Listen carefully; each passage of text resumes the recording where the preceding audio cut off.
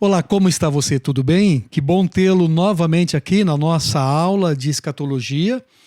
E a pandemia está maior do que a gente dimensionava, então nós vamos continuar trabalhando com o nosso conteúdo, não é? Hoje é o nosso estudo número 12, 12º estudo, e nós estamos falando acerca da doutrina bíblica da tribulação. Já fizemos uma caminhada sobre o que é a tribulação, sobre o momento da tribulação, sobre quem são pessoas que estão envolvidas neste espaço de tempo.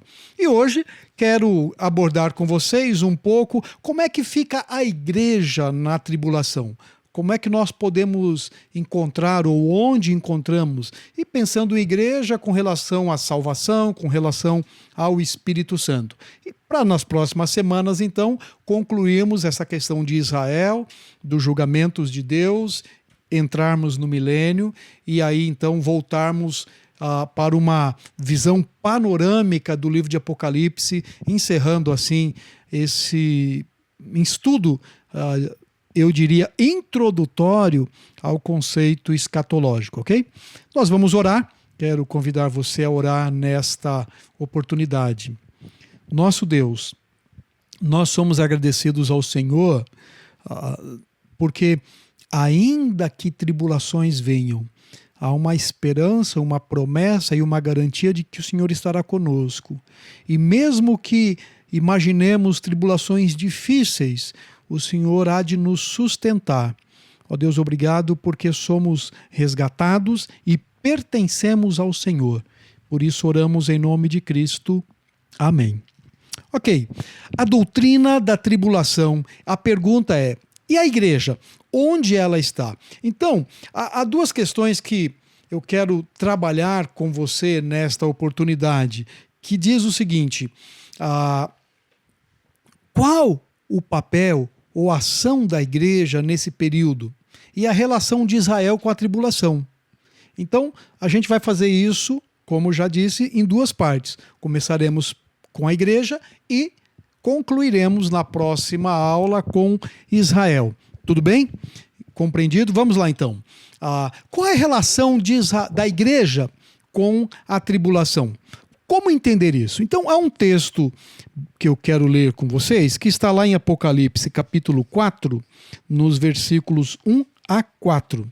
E olha o que diz este texto. E depois destas coisas, olhei, e eis que estava uma porta aberta no céu. E a primeira voz, que como de trombeta ouvira falar comigo, disse, sobe aqui e mostrar-te-ei as coisas que depois destas devem acontecer. E logo fui arrebatado em espírito, e eis que um trono estava posto no céu, e um assentado sobre o trono, e o que estava assentado era na aparência semelhante a pedra jaspe e sardônica, e o arco celeste estava ao redor do trono, e parecia semelhante a esmeralda, e ao redor do trono havia 24 tronos, e vi assentados sobre os 24 tronos 24 anciãos, vestidos de vestes brancas, tinham sobre suas cabeças coroa de ouro. E do trono saíam relâmpagos, e trovões, e vozes, e diante do trono ardiam 7 lâmpadas de fogo, as quais são os 7 Espíritos de Deus. Até aqui, vamos entender um pouco o que o apóstolo João está dizendo. Quando ele fala acerca da igreja, nós vamos entender que a relação da igreja no período tribulacional está intimamente vinculado com essa afirmação que João coloca aqui no capítulo 4 dos 24 anciãos. E como entender isso? Ora, muito bem, a gente pode dividir o livro de Apocalipse em 3 partes. E é assim que João divide. Ele diz assim, a primeira divisão são as coisas que a visão de Cristo no capítulo 1. Então, as coisas que viste. A segunda parte do livro de Apocalipse, ele diz daquelas que são. A segunda divisão são as 7 cartas às igrejas, no capítulo 2 e 3, e se referem às igrejas do presente século. E a terceira divisão do livro de Apocalipse, que iniciamos aqui no capítulo 4, diz acerca das que irão acontecer depois destas, né? O que está no capítulo 4 até o final. E quando olhamos no capítulo 4, então, nos deparamos com esta cena de João no espírito sendo arrebatado e se depara com uma cena a um trono e 24 anciãos sentados ao redor desse trono. A relação da igreja com o período tribulacional está identificada ou relacionada na identificação desses elementos, desses indivíduos. Então eu quero convidar você a conhecer um pouco sobre o ministério desses anciãos, o que eles fazem. Então, quando João é levado e vê aquele trono, ele vê esses seres, 24 anciãos. Quem são eles? O que eles estão fazendo? O que eles representam? Por que estão lá? Estas questões vão nos mostrar algo sobre o mistério ou ministério da igreja, ou onde a igreja está. Muito bem.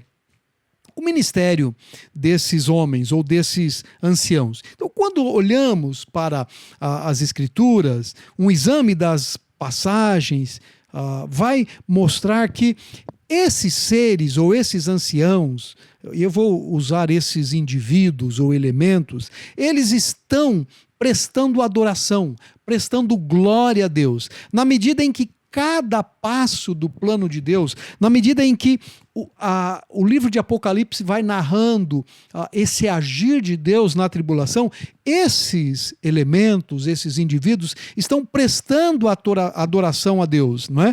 Na medida em que as coisas acontecem. Então, quando entendemos isso, já sabemos uma coisa: o que eles fazem no céu? Eles estão na presença de Deus, eles não estão aqui, eles estão com Deus, fazendo o quê? Prestando adoração. E por que 24? Por que anciãos? Então, algumas coisas precisam ficar claras para a gente, não é? Os anciãos lá em Israel não eram apenas representantes do povo, mas juízes. Então, logo, representantes de Deus para julgar o povo. Eles são identificados com Deus no exercício do julgamento. Os anciãos, agora, diante de nós, em conexão com o trono de Deus, também estão assentados e identificados com Ele no julgamento prestes a ser executado na terra. Esta é uma afirmação de Cotman, não é? Um pouco mais é importante a gente entender. Uma segunda nota: o termo ancião ocorre 12 vezes. As ações e os serviços variados dos quais eles tomam parte demonstram claramente que são representantes dos santos redimidos e ressurretos. Eles estão assentados e caem por terra e adoram. Um deles consola o vidente que chora e interpreta os pensamentos do céu. Eles têm harpas, eles têm taças de incenso, eles cantam, não é? Eles são a companhia mais próxima do trono do Cordeiro. Algumas coisas mais sobre ele. Sabiamente explicam quanto aos redimidos da terra, celebram o triunfo milenar e eterno de Deus e acrescentam seu amém e aleluia ao julgamento da meretriz, a corruptora da terra. Então, há diversas passagens no Apocalipse, Scott vai falar sobre elas, que tratam desses indivíduos, de quem eles são, de o que eles estão fazendo, do porquê eles estão lá no céu. Algumas questões mais para a gente entender. Quando eu olho para essa descrição, eu vou dizer assim que um exame das passagens que citam essas atividades frisará que eles rendem glórias a Deus na medida em que o plano está acontecendo. Então, os anciãos são esses seres, esses elementos que estão assistindo, adorando a Deus pelo desenrolar do plano nesse período tribulacional. A pergunta é: por que 24 então? por que a Bíblia fala de 24 anciãos assentados no trono, ou ali ao redor do trono? E a resposta para isso, nós vamos precisar voltar lá no livro de 1 Crônicas, capítulo 24, e entender que Davi dividiu o sacerdócio em 24 ordens ou turnos, com um turno atuando por vez. Você lembra quando do nascimento de Cristo? Você tem os sacerdotes, e Lucas vai narrar bem isso, de que havia um turno sacerdotal que eles precisam cumprir de serviço no templo, não é? Então, esses respectivos anciãos ou chefes desses turnos representam, de uma certa maneira, todo o sacerdócio levítico. Então haveria, assim, 24 sacerdotes e um sumo sacerdote, não é? O seu serviço variado correspondia ao dos anciãos no céu, pois lá no templo, e não menos que o tabernáculo, em sua estrutura, seus objetos e seus serviços, fora projetado de acordo com aquilo que Moisés viu ou daquilo que ele enxergou lá no céu, ok? Então, por que 24? Um pouco mais para você entender. Quando pensamos então nos 24 anciãos, nesses indivíduos, então a gente volta a dizer assim, como falei lá do texto de Crônicas, eu vou olhar aqui e descobrir que o povo de Deus é descrito como um sacerdote santo, como um sacerdócio santo, não é? E como um sacerdócio real pelo apóstolo Pedro. Está falando da igreja. Então eles são vistos aqui, à luz do texto de Apocalipse, a igreja se encaixa nessa descrição. Então, nós podemos dizer que esses 24 anciãos representam toda essa ideia do sacerdote, tendo Cristo como sumo sacerdote, assim como foi lá em Israel, não é? Deixa eu ampliar um pouco mais, dizendo para você então sobre a identidade. Talvez tornar um pouco mais amplo a compreensão desse assunto. Quem são esses elementos? Quem são esses indivíduos? Quem são esses anciãos que estão ali assentados ao redor do trono, não é? Então vamos lá. Existem várias correntes de interpretação sobre isso, né? E eu quero destacar para vocês algumas, acompanhe aí algumas sobre elas. A primeira interpretação diz que eles são seres angelicais. E como seres angelicais, eles são gloriosos e eles conduzem o louvor de adoração, eles celebram com alegria cada mudança na marcha progressiva desse acompanhamento, não é? Um pouco mais para a gente entender. E só uma questão quando pensamos nos seres angelicais, é porque parecem não ter conhecido a experiência de conflito, do pecado, perdão, vitória. No entanto, eles se regozijam por causa da bênção dos que a conhecem e dão glória a Deus pela sua graça e pela vitória dos que vencem. Então essa é uma possibilidade, não é? Talvez a gente pode encontrar uma questão para dizer assim, será que são? Quando a Bíblia diz que os anjos, no capítulo 5, se você virar em Apocalipse, os anciãos cantam. No versículo 9. Lá no 12, os anjos proclamam, eles são mensageiros. Por outro lado, os anjos não são numerados, mas os anciãos são numerados. Então, uma questão para a gente pensar. Então, nitidamente, se separam dos profetas, santos e justos dos tempos passados, que se levantam na ressurreição da última trombeta. Então esta passagem indica que eles desaparecem do cenário quando os novos assessores, isto é, a grande multidão dos redimidos celestiais, se assentam em tronos e exercem o julgamento com o Senhor. Então o que Apocalipse está dizendo? Que não podem ser os anjos, porque quando ele introduz os anciãos, os anjos desaparecem. Eles não são mais mencionados no livro. Uma segunda possibilidade é olharmos para eles como sendo os santos do Antigo Testamento. Ok, então a gente vai dizer que esses anciãos representam o sacerdócio, o sacerdote do Antigo Testamento, não é? Isso é, todos os remidos que morreram no passado e que estiverem vivos até a volta do Senhor. Então, uma mistura de todos os salvos durante todo o tempo até o dia em que Cristo voltar. A igreja do presente século, assim como os salvos do Antigo Testamento. O problema dessa teoria é de que ela parte do princípio de que Israel e a igreja fazem parte de um único bloco que estão aguardando a mesma experiência de arrebatamento. O problema é que quando nós olhamos no Antigo Testamento, a promessa de Deus a Israel é de reino, não de arrebatamento, não é? O plano do arrebatamento, nós já conversamos em aulas anteriores, é uma promessa feita especificamente para a igreja de Cristo, não para o Israel de Davi, ok? Então, quando nós consideramos esse aspecto, não dá para a gente unir na questão da escatologia Israel e igreja no mesmo pacote.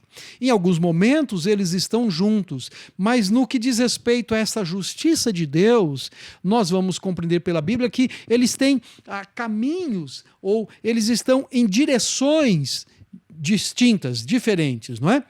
Então o arrebatamento é o plano de Deus para a igreja, que leva a igreja a desfrutar das bênçãos eternas. O plano de Deus para Israel é diferente, não é?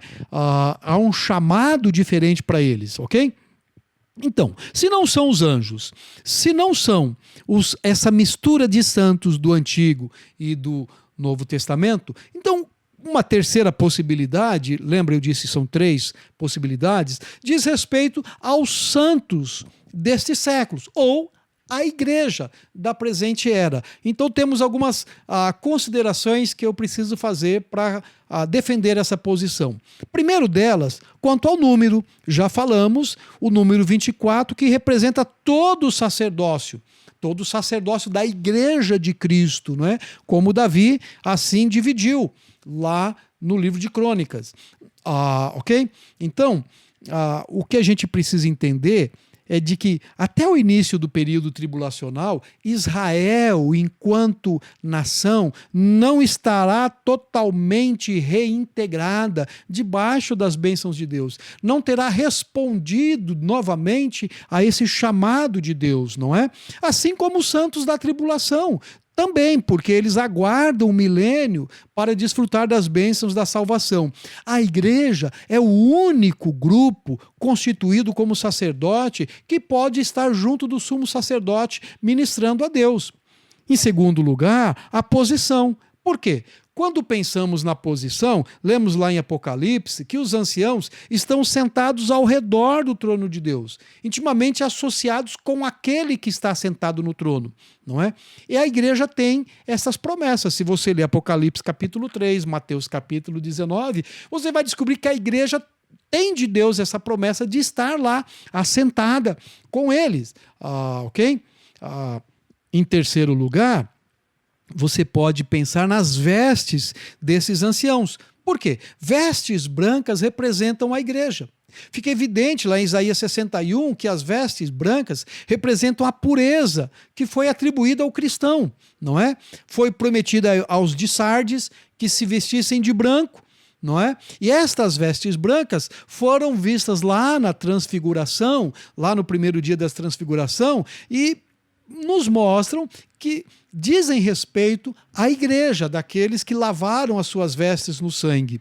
Uma outra questão, as coroas. Esses 24 anciãos têm coroas, e essas coroas representam a igreja, não é? Eles não estão usando coroas de monarcas, não são diademas, mas são coroas de vitória. Há uma distinção interessante, eles não são reis, são coroas de quem venceu, não é? A palavra usada aqui é a palavra Stefanos, né, de Estevão, coroados, né, conquistadas num conflito, não é? Diz respeito àquele que vence, aquele que vencer, isto é, aquele que é fiel ao Senhor durante todo esse tempo. Lembra, Tiago diz, alegria quando passardes por tribulações e assim por diante.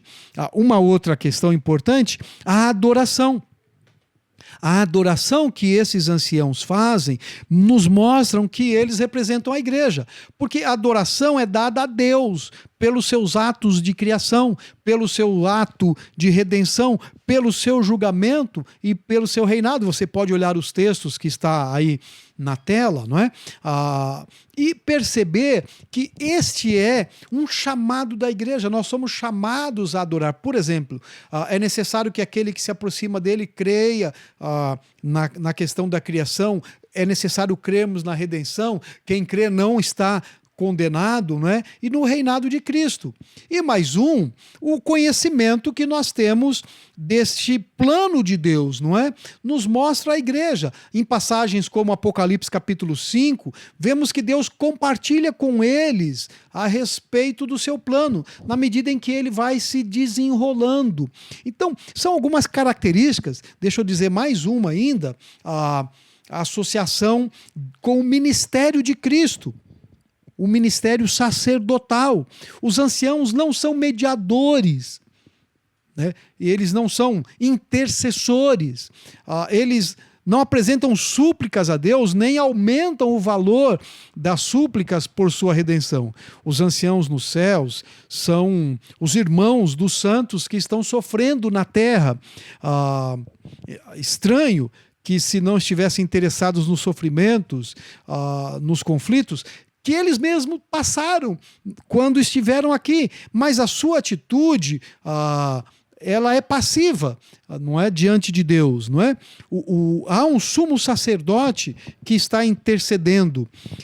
Esses irmãos, esse grupo, eles estão associados, eles estão participando com Cristo deste momento, não é? Então, podemos entender sem nenhuma dificuldade que a última coisa que se diz a seu respeito é que esses anciãos se prostram junto com 4 criaturas viventes e adoram ao que está assentado no trono. E eles dizem amém, eles dizem aleluia, não é? Então nós podemos aqui recapitular e reafirmar na nossa mente que quando olhamos para esses 24 anciãos, representa a igreja lá nos céus, desfrutando das bodas do Cordeiro, da presença de Deus, fazendo o quê?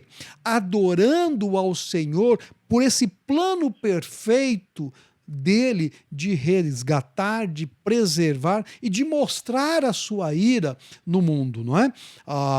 O conhecimento com Cristo, a proximidade, a adoração, mostra que era isso que o Senhor Jesus orou pelos seus, por você e por mim. Então, onde está a igreja na tribulação? Na presença do Senhor. Fazendo o que na presença do Senhor? Adorando pelos seus atos, louvando a Deus por aquilo que ele fez por nós, pela igreja, ok? Muito bem. Então, a pergunta que vai parar diante de nós é: se a igreja está no céu e o Espírito Santo, por quê?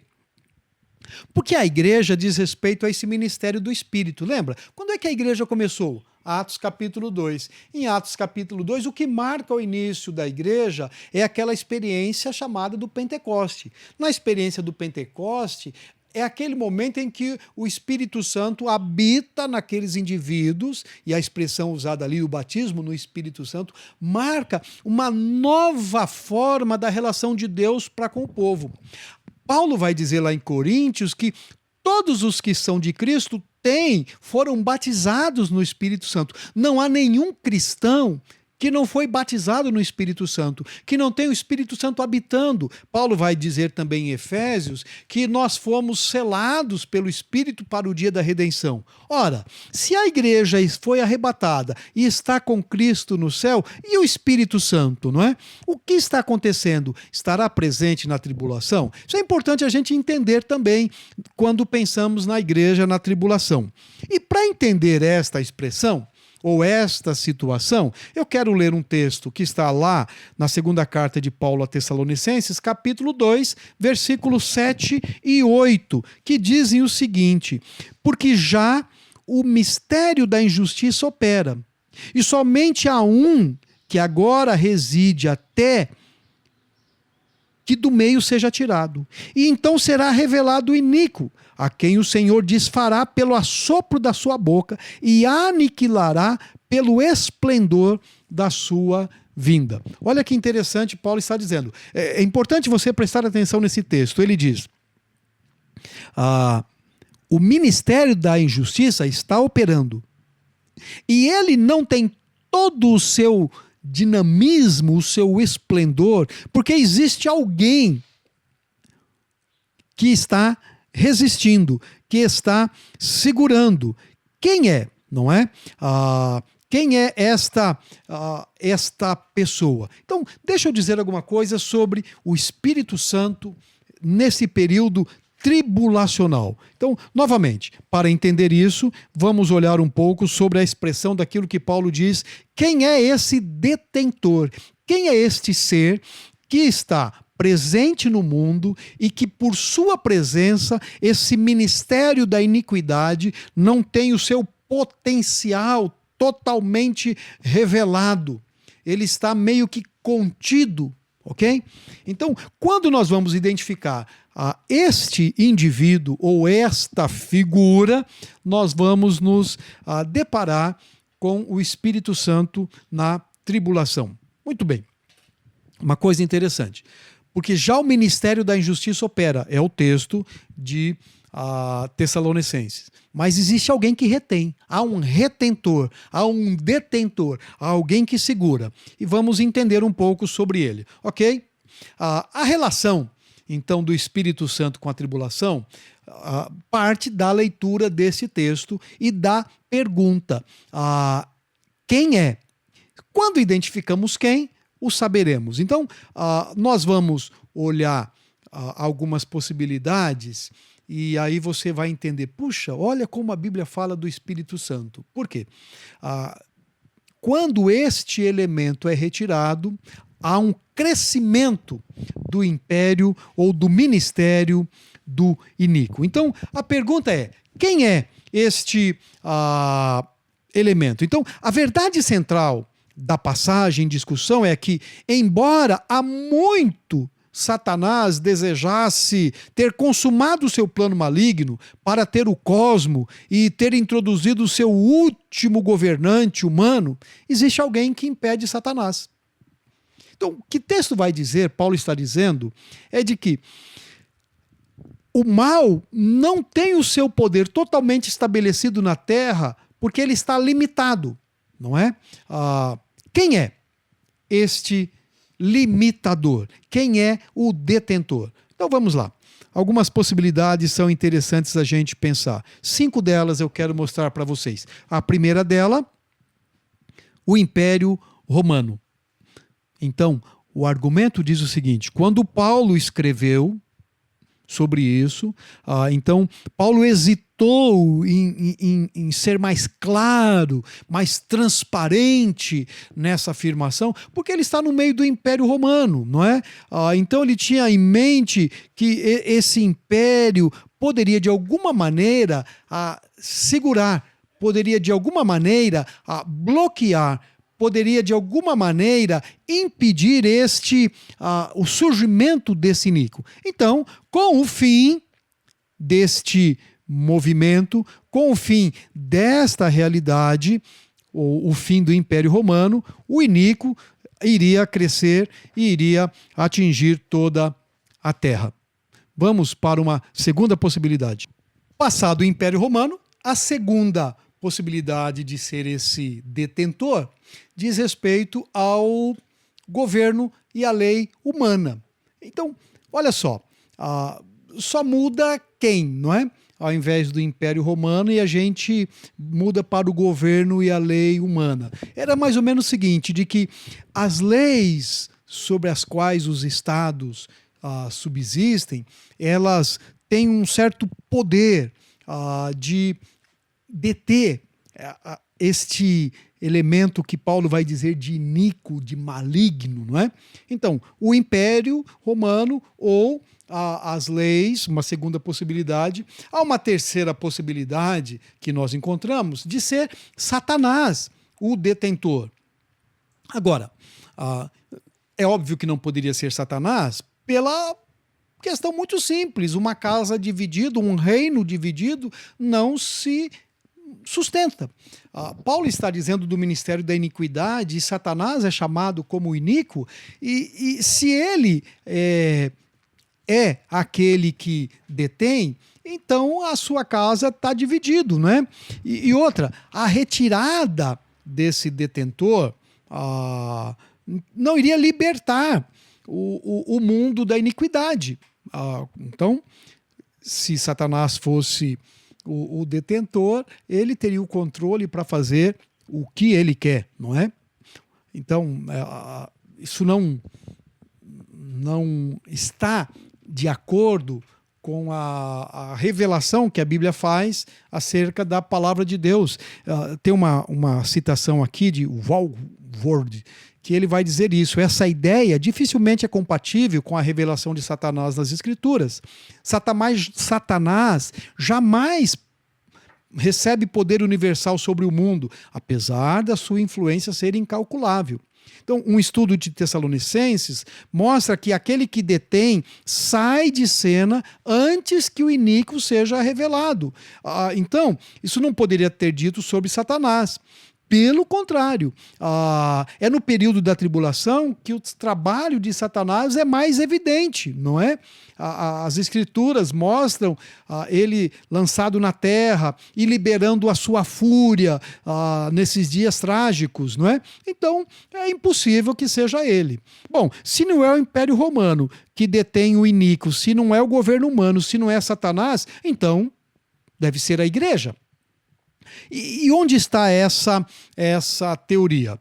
Não é? De que o ministério da igreja é aquele ministério que retém, que detém, para que o mundo não tome dimensões terríveis, não é?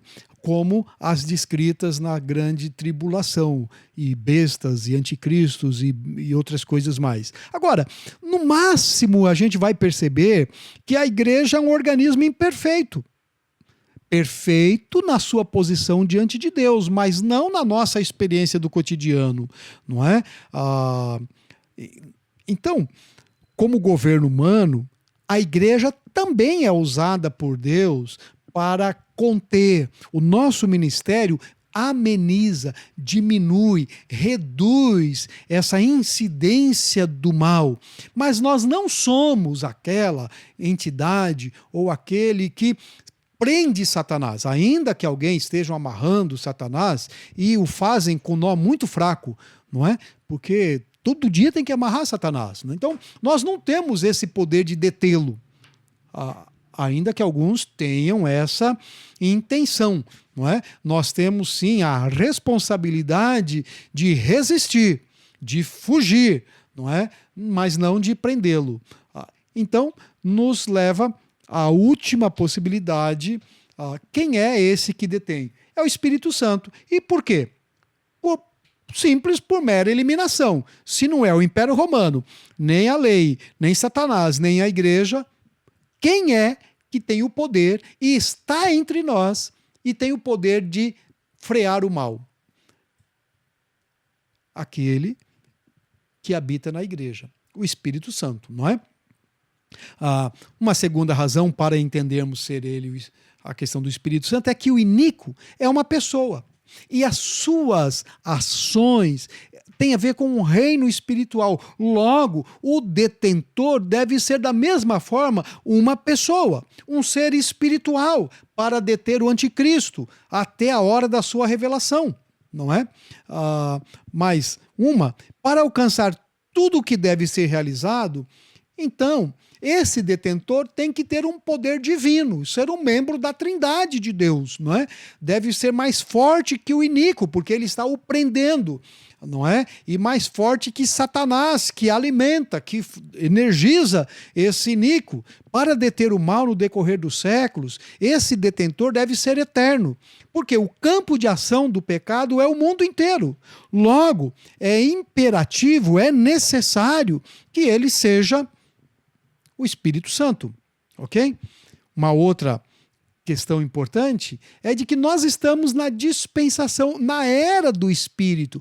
A igreja está criada e é sustentada pelo Espírito. É o Espírito que nos convence, que nos sustenta, que nos alimenta. Nós revelamos o fruto do Espírito, nós nos enchemos do Espírito, o Espírito habita, ele nos batiza, ele nos sela. Nós recebemos a unção. O que é a unção da Bíblia? A habitação do Espírito Santo em nós. A igreja começa com o advento do Espírito Santo, não é? Então, quando pensamos na tribulação, não significa que o Espírito Santo não estará lá. O que significa é de que ele não estará lá residente como faz na era da igreja. O trabalho do Espírito Santo, desde o seu advento, inclui a detenção do mal. Olha o que João diz, João capítulo 16, 1 João capítulo 4, não é? E, apesar de não ter uma habitação plena durante o Antigo Testamento, o Espírito Santo é aquele que detém. Esse é o ministério do Espírito Santo, o mal, não é? Então, aí vem a seguinte pergunta. Então, qual vai ser o trabalho do Espírito Santo na grande tribulação? Se a igreja é retirada, o Espírito, então, da maneira como ele tem agido, sai, o poder da iniquidade, aquele ser que faz um acordo e na metade da semana, lembra da 70ª semana que falamos? E aquele ser que faz um acordo, quebra o acordo e então o sacrifício não é mais realizado, existe muitas catástrofes. O Espírito Santo estará fazendo o quê? Muito bem, o Espírito Santo trabalhará dentro e por meio dos homens. Assim como fez no Velho Testamento. Quando ele sai, não é que ele não estará mais atuando. Porque se dissermos que o Espírito Santo não estará mais atuando, nós estamos dizendo que Deus está fora da história. Ora, se nós encontramos o Pai no Antigo Testamento, encontramos o Espírito Santo no Antigo Testamento e encontramos o Filho no Antigo Testamento, como não o encontraremos lá na frente, não é? O Espírito Santo irá trabalhar através e por meio de homens, não é? O que nós não encontramos na doutrina ou nos textos tribulacionais são as afirmações de que o Espírito Santo estará habitando, como faz na igreja. Agora, como faz com você e comigo, que somos cristãos, que um dia recebemos a Cristo como Salvador? Haverá uma ação distinta do Espírito Santo na tribulação. Muito bem, olha só. A igreja, 24 anciãos nos céus adorando. O Espírito Santo, da forma intensa como age na igreja, não é retirado no sentido de que ele não estará, mas ele está com a igreja, então há uma mudança na sua forma de agir. Surge uma outra pergunta, haverá salvação então no período tribulacional? Não é? Então precisamos responder a esta questão com a resposta muito simples: sim. Durante a tribulação, pessoas serão salvas? Sim. Como? Olhando a natureza da salvação no Antigo Testamento, nós vamos compreender. Quando nós olhamos para o Antigo Testamento, nós vamos compreender dois aspectos muito interessantes sobre a salvação. Primeiro, ela é individual. E depois, ela tem um aspecto nacional. Ok? Deixa eu dizer algo sobre isso para entendermos um pouco mais. Individual, por quê? Porque os santos do Antigo Testamento tinham um relacionamento correto, aceitável com Deus individualmente, não é? Não era só porque o cara nasceu judeu que ele é salvo. Paulo vai dizer isso, Jesus vai dizer isso, né? Eles nascem como participantes de um relacionamento pactual. Eles estavam debaixo desta aliança, mas a fé sempre foi individual. Ninguém é salvo porque nasceu judeu. A salvação ainda exige, como exigia lá no Antigo, no Novo Testamento, e ainda exige lá na frente, isto é, a exigência nunca mudou, de que haja um assentimento, uma concordância, uma assimilação, uma compreensão da fé em Cristo Jesus. Então, eu posso afirmar, sem medo nenhum, de que a salvação no Antigo Testamento foi individual. Abraão precisou crer. E não é porque Abraão creu que Isaac foi salvo e assim por diante. Então, como indivíduo, o judeu poderia fracassar em sua conduta de tal modo como também negligenciar os sacrifícios, o que desonraria a Deus. Então, a salvação e o perdão nacional ainda são uma expectativa futura, não é? A sua ocorrência é prometida lá na frente. Mas lembra, não há nenhuma informação na Bíblia que diz que só por ser judeu o camarada estaria salvo. Então eu preciso entender isso. Por outro lado, eu também vou entender que a salvação tem aspectos nacional. Eu falei da salvação individual, então ela é individual porque ela precisa ser aceita pela fé, baseada no sacrifício de sangue, não é? Nessa expectativa do futuro, e é isso que Hebreus vai dizer. Olha lá, Hebreus capítulo 10, é impossível que o sangue dos touros pode remover pecados. Deus concediu o perdão ao transgressor com base no sacrifício do futuro. Quando o indivíduo leva o cordeiro para sacrificar, ele olha para o futuro e ele faz com fé no que virá, não é? Mas, por outro lado, esta é a segunda afirmação, a salvação é nacional. Em que sentido? Em que sentido? Porque esta salvação, ela começa por Israel, ela começa pela igreja. A nação, enquanto totalidade, seria salva. Pensa comigo. A igreja hoje é gentílica. Nem você, nem eu, salvo exceções, somos judeus de nascimento, de genealogia. Mas há judeus na igreja, há judeus que se convertem. O que nós entendemos é de que não são a maioria, a grande parte da igreja feita de judeus. Os judeus estão na igreja, mas a igreja é feita de judeus e gentios, gregos, romanos, brasileiros e assim por diante.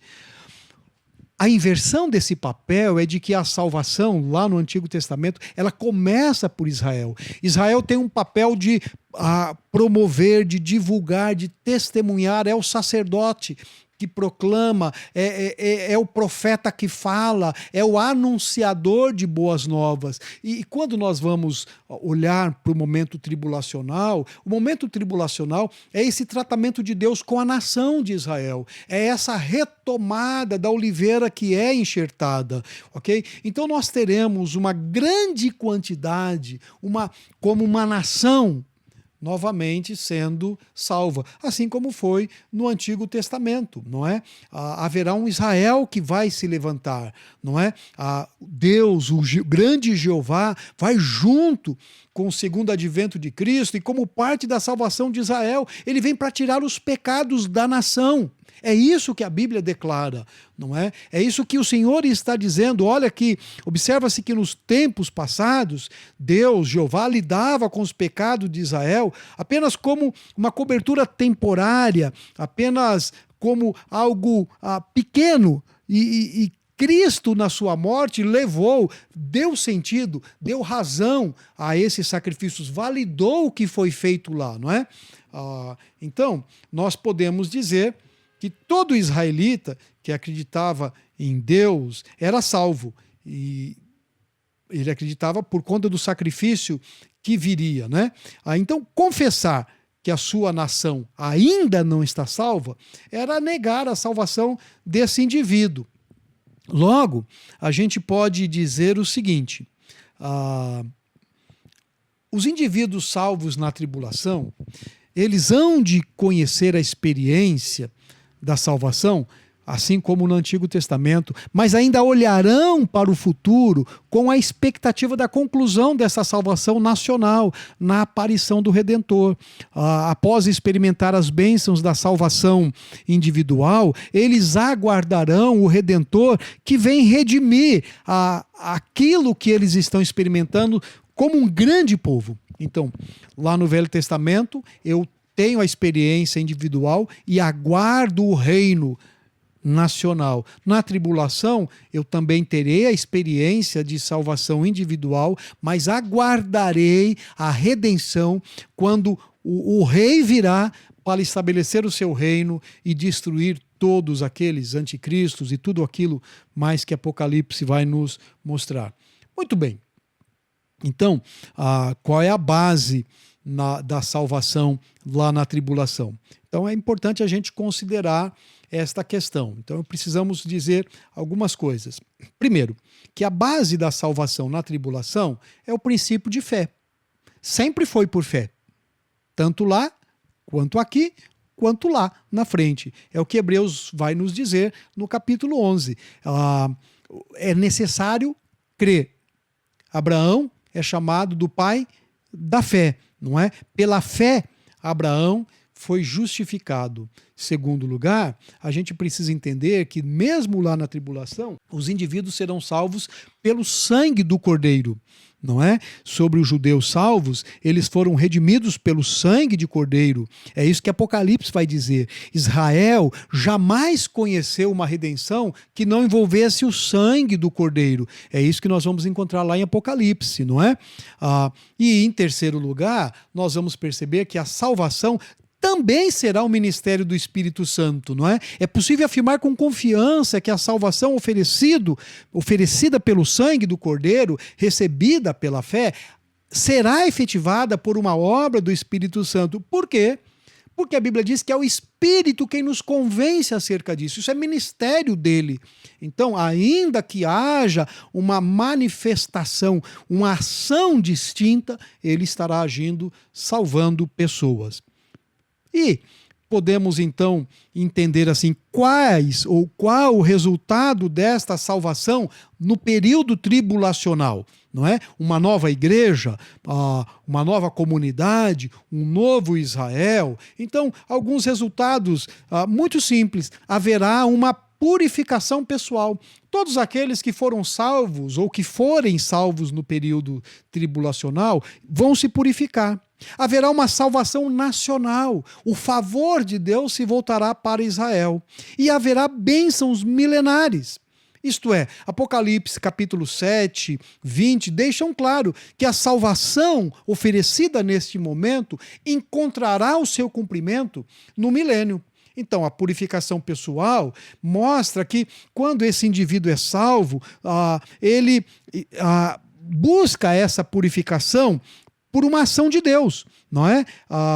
Como resultado daquilo que acontecia no Antigo Testamento, você se purificava. Aquele que tem estes princípios purifica-se a si mesmo. Pensando na salvação nacional, a preparação de tal nação, como diz lá em Ezequiel, Zacarias, resultará da salvação da nação no segundo advento, como prometido em Romanos capítulo 11. As promessas nacionais podem ser cumpridas porque Deus, pelo Espírito Santo, preservou, redimiu um remanescente fiel. E desse remanescente forma-se a nação de Israel. E as bênçãos milenares, nós vamos tratar dela mais adiante, quando formos falar especificamente de como será o milênio, lá em Apocalipse 7, mostram de que todas as bênçãos de privilégios dos serviços, posição, acesso a Deus, são vistas no milênio, diante daquilo que já foi profetizado no passado. Então, nas próximas aulas, a gente vai entender um pouco sobre essa ação de Deus na tribulação, milênio, julgamentos e até concluirmos na questão dessa visão panorâmica, sintética do livro de Apocalipse. Mas o que eu quero, resumindo para você nesta aula, é dizer o seguinte, que a igreja no período tribulacional se faz representada pelo ministério dos 24 anciãos que estão no céu. O que eles fazem na presença de Deus? Então, eles adoram. Eles, com as suas vestes brancas, rendem louvor, depositam ao Senhor as suas coroas, como está assim descrito ali nas 7 cartas apocalípticas. Uma vez que a igreja está no céu, onde fica o Espírito Santo? Então haverá um ministério distinto do Espírito Santo, não como na igreja. Hoje, além do Espírito Santo atuar como aquele que nos batiza, sela, nos enche, nos habilita, nos capacita, o ministério também do Espírito Santo é de deter, de frear o mal. Ainda que nós, como igreja, ainda que o governo humano, justiça social, igualdade, ajude a diminuir o mal social, mas o mal enquanto natureza espiritual é uma ação do Espírito Santo. O Espírito Santo que vai também atuar nos crentes na tribulação, naqueles que se converterem. Então, como será a salvação? Individual, como sempre foi. Ninguém vai ser salvo por ser ou não ser dessa ou daquela nacionalidade. E, em segundo lugar, a salvação será nacional, porque Deus vai tratar novamente com Israel enquanto nação. E qual será a base dessa salvação? Nascimento? Não, fé. Fé no quê? No sacrifício de Cristo. Qual sacrifício? Cruz do Calvário. E quem vai despertar no coração desses indivíduos a necessidade de crer? O Espírito Santo. Qual o resultado da salvação na tribulação? Purificação pessoal, salvação nacional, Israel, e entrar no milênio para desfrutar das bênçãos prometidas por Deus. Então, aqui eu quero encerrar acerca da igreja no período tribulacional. E continuaremos nas próximas aulas com os temas de Israel, depois milênio, falando um pouco sobre julgamento de Satanás, o grande trono branco, e aí vamos fechar todo esse bloco com essa síntese de Apocalipse. Nós vamos orar. Senhor, obrigado, porque não é a especulação que nos traz a paz, e nem o conhecimento de detalhes insignificantes, mas o que nos dá paz é saber que o plano do Senhor é perfeito e vai se cumprir. Então nos ajude e nos motive, assim como no milênio, a manter a nossa pureza, a manter a nossa sobriedade, o comprometimento, o testemunho de fé. Em nome de Jesus Cristo. Amém.